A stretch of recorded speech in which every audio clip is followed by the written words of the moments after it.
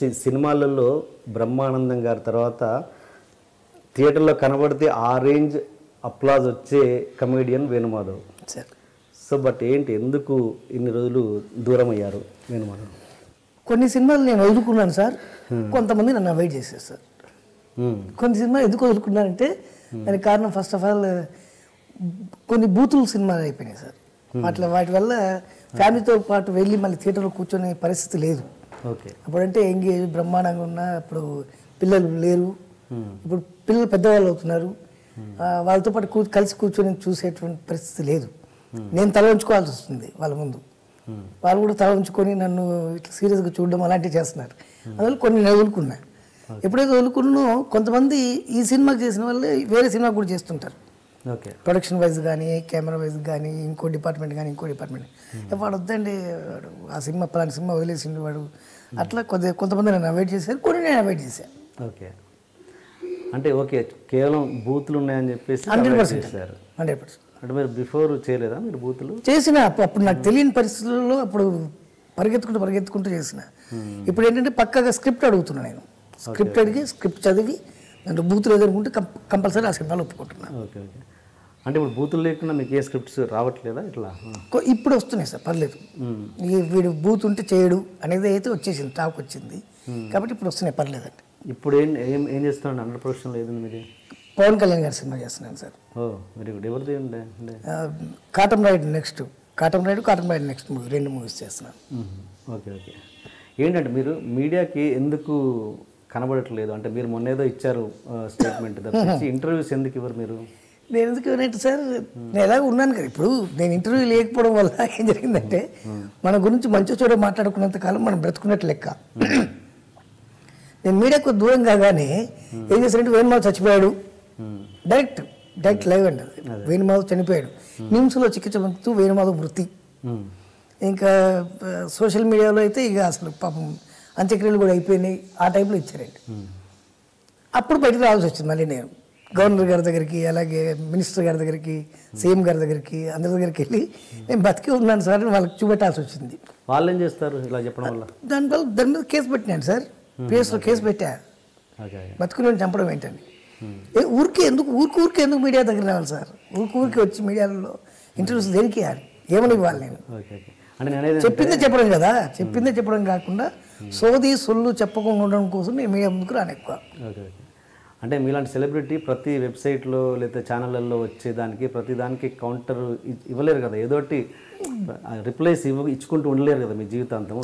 అనారోగ్యం లేకుంటే AIDS, cancer, ఇంకొకటి ఏదో అట్లా ఇస్తుంటే ప్రతిదానికి నేను నాకు ఎయిడ్స్ లేదు, ప్రామిస్ దేవుడు సాక్షిగా నాకు క్యాన్సర్ లేదు, మా అమ్మ మీద ఒట్టు, ఇట్లా నాకు అనారోగ్యం లేదు అని మా పిల్లల మీద ఒట్టు, మా ఆవిడ మీద ఒట్టు, మా అమ్మ ఇట్లా అంటూ చెప్పుకుంటూ పోతే డైలీ వాడు డైలీ ఏదో ఒకటి వేస్తుంటాడు. అదే అలా చెప్పుకుంటూ పోకపోతే వాళ్ళు రాసి ఆపుతారు కదా అని నేను అంటున్నాను. ఎంతగానో చెప్తాం సార్, ఎందుకు చెప్తాం?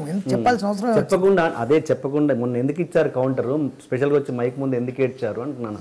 ఎందుకంటే మరి డైరెక్ట్ చనిపోయినా అంటుంటే అప్పుడు అలాంటప్పుడు మరి సీరియస్ కమ్మా, అనారోగ్యం అంటే సర్లే అనుకుని వాడి ఇష్టం అన్నట్టు ఉంటుంది.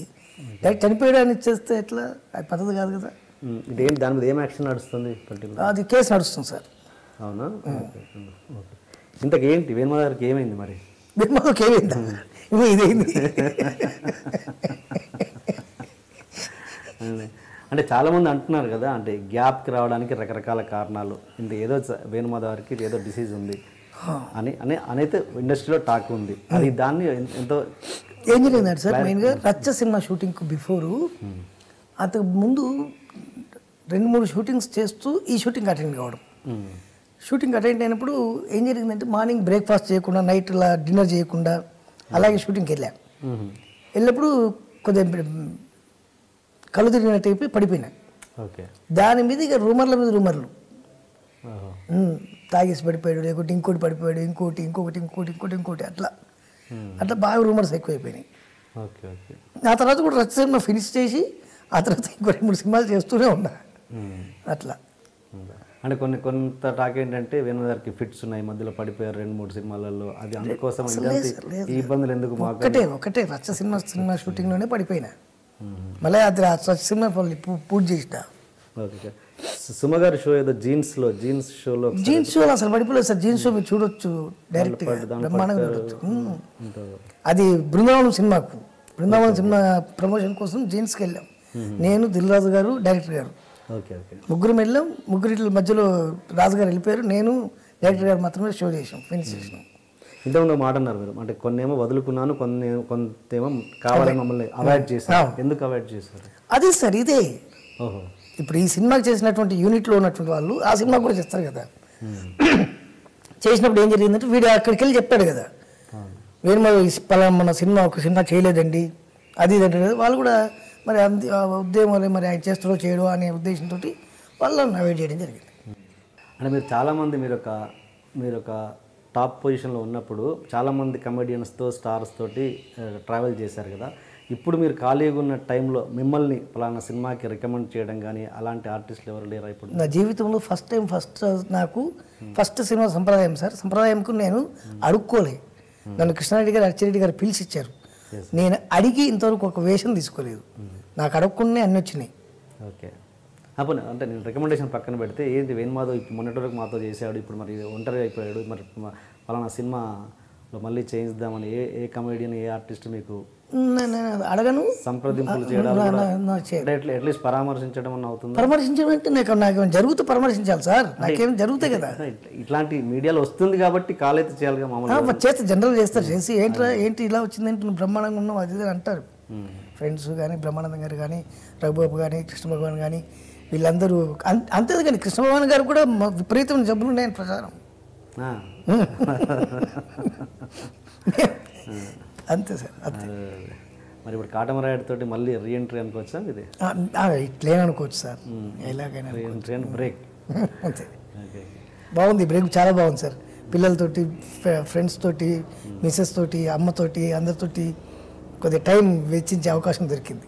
అంటే ఏంటి ఇదివరకు నైట్ అండ్ డే చేసేవాడిని sir, day and night round the clock. ఒకే రోజులో 6 షిఫ్ట్లు చేసింది ఒక వేణుమాధవ్ ఒక్కడే, ఇంకెవరు చేయలేదు. ఫర్ ఒక డేలో 6 షిఫ్ట్లు చేసిన. ఎక్కడ రామానాయుడు గారు స్టూడియో, ఎక్కడ నానకరామ్ గారు స్టూడియో, ఎక్కడ ఫిల్మ్ సిటీ, ఎక్కడ ఫిల్మ్ నగరు, అట్లా పరిగెత్తి చేసేవాడిని. కార్లో టిఫిన్ బాక్స్లో రైసు తినేవాడిని, పెరుగన్నం తినుకుంటూ వెళ్ళేవాడిని. అలా చేసిన రోజులు ఉన్నాయి సార్. బ్రహ్మానందం గారు ఎన్ని షిఫ్ట్లు చేసేవారు మ్యాక్సిమం? ఆయన మ్యాక్సిమం 4-5 చేసిండు అనుకుంటా. అత్యంత అయితే నాకు తెలిసినంత వరకు. ఒక వారు చేసింది వచ్చి ఎక్కువ నాకు తెలియదు.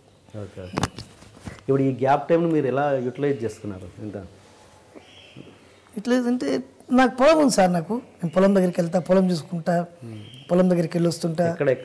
కరీంనగర్ జిల్లా జమ్మికుంటా అని అక్కడ పొలం ఉంది. పొలం దగ్గరికి వెళ్తా, ఫ్రెండ్స్ తోటి కూర్చుంటా, పిల్లలతో ఉంటా, పిల్లలతో ఆడుకుంటా, బ్రహ్మాండంగా ఉంటుంది. ఇప్పుడు ఏంటి ఇల్లు ఎందుకు ఖాళీ చేశారు మీరు? ఖాళీ మీన్స్ ఎందుకు ఉండట్లేదు ఇందులో? అంటే ఇది పెద్దిల్లు, చిన్నిళ్ళనే ఎన్ని చిన్నిళ్ళు ఉన్నాయి? నాకు ఇది పెద్దిల్లు సార్, ఇంకో 10 చిన్నిళ్ళు ఉన్నాయి. నేను ఒక ఇంటర్వ్యూలు చూశాను, ఇదంతా మీరు దసరాకో ఏదో ఛానల్ వాళ్ళు చేశారు. అవునవును సార్, అదే అనుకున్నాను. మీరు చూస్తే ఇందులో లేరు ఎందుకు అని. నాకంటే ఒక పెద్దిల్లు ఉంది సార్, ఇంకో 10 చిన్నిళ్ళు ఉన్నాయి. ఈ టోటల్ ఈ సరౌండింగ్స్ ఉన్నాయి.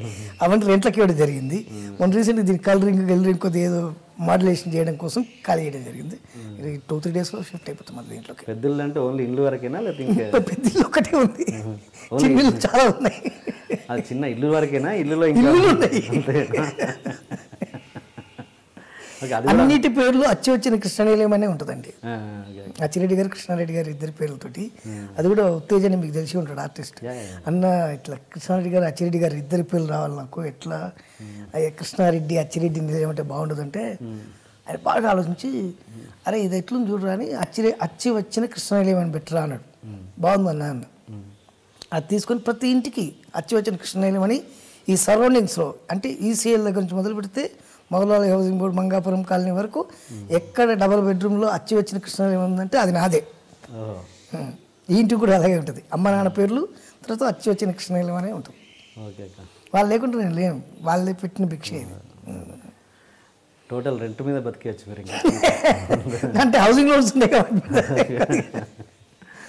చిన్నిళ్ళు పెద్దిళ్ళు అంటే మరి వీరమాధవ్ గారి మీద ఆర్యూమర్ కూడా ఉందిగా, ఏమని 2-3 పెళ్ళిళ్ళు చేసుకున్నారని. ఏముంటుంది సార్, దానిలో ప్రాబ్లం ఏం లేదు. దానివల్ల అస్సలు ప్రాబ్లం. నిజమా అబద్ధమా? పచ్చి అబద్ధం. పర్లేదు, ఇక్కడ ఓపెన్గా చెప్పండి. హ్యాపీగా చెప్తాను, నాకు ప్రాబ్లమే లేదు. Okay okay. పెళ్ళిళ్ళు అయితే లేవు కానీ పరిచయాలు అయితే ఉన్నాయి, అఫేర్స్ కంపల్సరీ ఉన్నాయి, పక్కా ఉన్నాయి. ఎన్ని ఉన్నాయండి? చాలా ఉన్నాయి, ఒకటా రెండా? ఇండస్ట్రీ వల్ల బయట వల్ల? ఇండస్ట్రీలో అస్సలు ఒక్కళ్ళు కూడా లేదు సార్. ఓకే. సత్సంబంధాలే మొత్తం. సత్సంబాలు అంటే అంటే ఫ్రెండ్లీగా ఉండడం తప్పితే వేరే విధంగా ఉండడం కాదు. Okay okay.